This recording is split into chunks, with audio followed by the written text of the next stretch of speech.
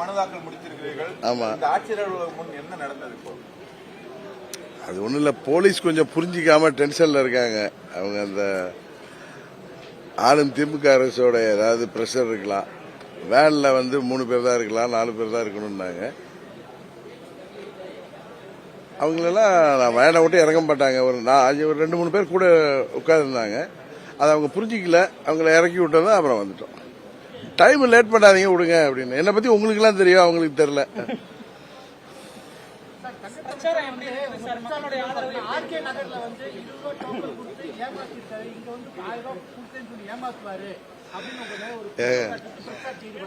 அவரு பேசினாலே பொய்ய பேசுறவங்கள்ட்ட உளர்றவங்கள்ட்ட நம்ம என்ன போய் சொல்றது?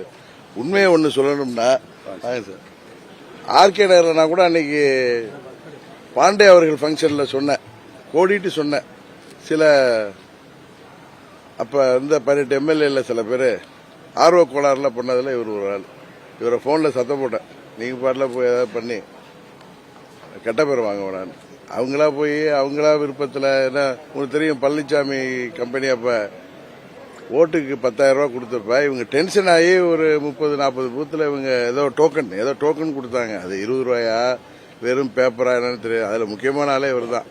அது திருடிட்டு ஓடுறவன் என்ன சொல்லுவான், அந்த முன்னாடி திருட ஓடுறான்னு சொல்ற மாதிரி பேசுறவங்க, தோல்வி பயத்துல உளர்றவங்களுக்கு எல்லாம் பதில் சொல்லி அவங்களெல்லாம் நம்ம பெருசா எடுத்துக்க வேணாங்க. நம்ம தொகுதிக்கு வந்தது மீண்டும் பணியாற்றணுங்கிற உங்க தொகுதி, நம்ம தேனி தொகுதியில பணியாற்றணுங்கிற ஒரு நல்லெண்ணம் தான்.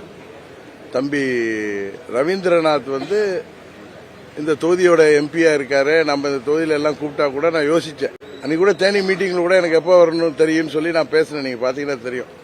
பட் அன்னைக்கு நான் திரும்பி ஊருக்கு போறப்ப அவர் நண்பர் ஓபிஎஸ் வச்சுக்கிட்டே, சார் இந்த முறை நீங்க நிக்கணும், இந்த முறை நீங்க தேனியில நிக்கணும், அது என்னுடைய ஆசை அப்படின்னு சொன்னார். அதுக்கப்புறம் நானும் நண்பரும் பேசி அதுக்கப்புறம் எடுத்த முடிவு. இல்லைன்னா போன பிப்ரவரி 24க்கு அப்புறம் தான் நான் அந்த முடிவே எடுத்தேன்.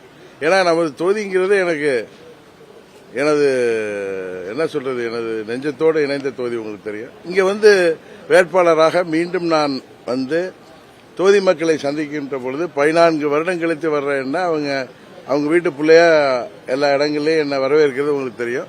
உறுதியாக இந்த தேர்தலில் நான் தேனி பாராளுமன்ற தொகுதி மக்களின் வேட்பாளராக போட்டிடுறேன். அதான் உண்மை. எனக்கு ஒரு சின்னம், மக்களுடைய சார்பாக நான் போட்டிடுறேன். என்னை அவர்கள் வெற்றி பெற செய்வார்கள். அவர்களே என்னை நிறுத்திருக்காங்க. நான் அவர்கள் தான் என்ன வெற்றி பெற செய்ய போறாங்க. இதுல யாராவது பேசட்டும். ஜூன் 4 எல்லாம் உண்மை தெரிஞ்சிடும். 14 வருஷமா மக்களோட நாங்க தான் இருக்கோம், அவர் இல்ல நாங்க தான் வெற்றி பெறுவோம் சரி, அவரெல்லாம் பேசி அவர் ஏதோ விரக்தியில பேசுறதுக்கெல்லாம் பதில் சொல்ல வேணாம். அதாவது ஏற்கனவே நான் இந்த தொகுதியில இருந்தப்ப உங்களுக்கு தொகுதி நலனுக்காக, அப்புறம் அம்மா இருந்தாங்க, நம்ம முன்னாள் அமைச்சரா முதலமைச்சரா சகோதரர் ஓபிஎஸ் எல்லாம் இருந்தப்ப நம்ம எல்லா திட்டங்களையும் பெற்றிருந்தோம். இப்ப அம்மா அவர்கள் நம்மோடு இல்லை. ஆனா இந்தியாவின் பிரதமர் நமது கூட்டணியில் இருக்கிறார். அவர் தலைமையிலான கூட்டணியில் நாம் இருக்கிறோம். வெற்றி பெற்றவுடன் மோடி அவர்களிடம் நமது தொகுதியின் தேவைகளை நான் உரிமையோடு கேட்டு பெற்றுத் தருவேன் சொன்னேன். அதனால என்னென்ன வேணுமோ நம்ம தொகுதிக்கு அதெல்லாம் தெரியும் எனக்கு.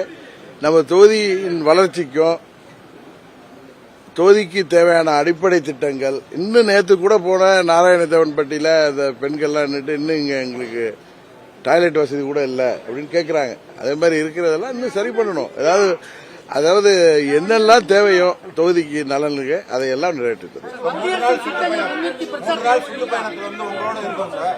இப்ப அம்மா மறைவுக்கு பின் மோடி தான் உங்களுக்கு அப்படின்ற லெவல்ல நீங்க பரப்புரையை கொண்டு போறீங்க.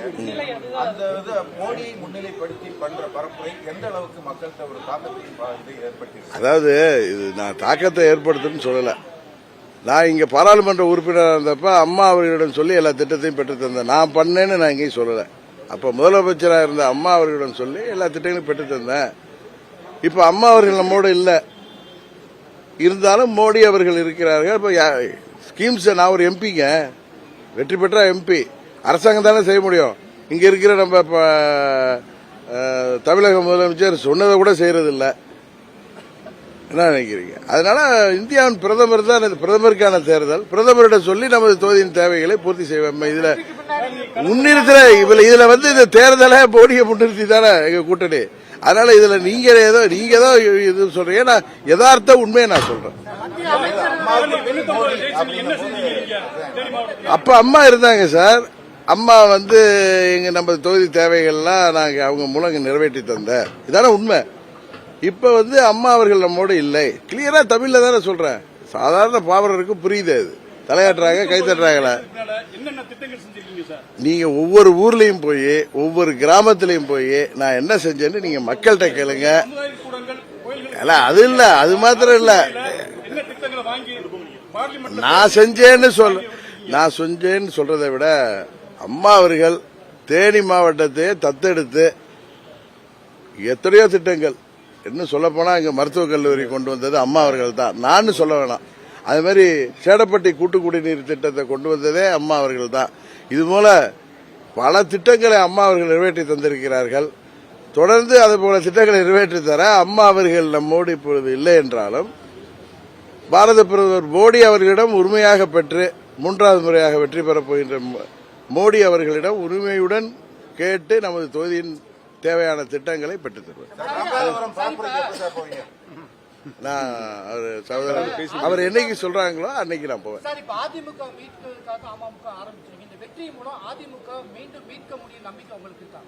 நாங்க 2 பேரும் ஒன்னா இணைந்திருக்கிறதே அம்மாவின் தொண்டர்களிடத்தில் அம்மாவின் இயக்கத்தை கொண்டு சேர்க்கணும். அதுக்கான முயற்சி தான் நாங்க 2 பேரும் சேர்ந்திருக்கோம். ரெட்டலையை வந்து எதிர்த்து போட்டியிட்டு வெற்றி பெற்றால்தான் ஜனநாயக நாட்டில் அம்மாவுடைய கட்சியை காப்பாற்ற முடியும். அதுதான் யதார்த்த உண்மை.